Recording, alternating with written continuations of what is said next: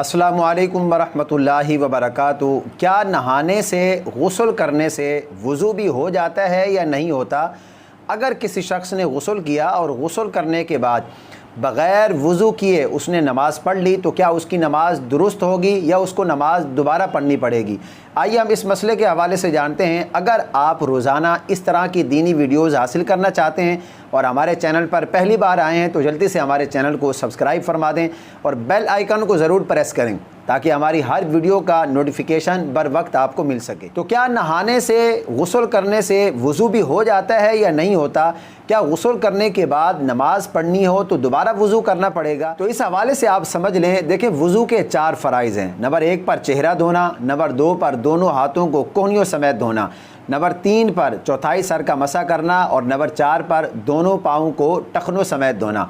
अब देखिए, ज़ाहिर सी बात है, जो बंदा गुस्ल कर रहा है, अब गुस्ल करते हुए उसने अपने पूरे बदन पर पानी बहाना है, तो जब वो पूरे बदन पर पानी बहाएगा तो वज़ू के वो 4 फ़राइज़, चेहरा धोना, दोनों हाथों को कोहनियों समेत धोना, चौथाई सर का मसा करना, दोनों पाँव को टखनों समेत धोना, इन पर भी पानी बह जाएगा।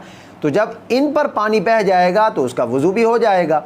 तो यानी गुस्ल करने से बंदे का वज़ू भी हो जाता है। अब अगर गुस्ल करने के बाद किसी शख्स ने नमाज़ पढ़नी है या कुरान की तिलावत करनी है तो उसको दोबारा वज़ू करने की ज़रूरत नहीं है। उसका वज़ू हो चुका भी पढ़ सकता है और कुरान की तिलावत कर सकता है।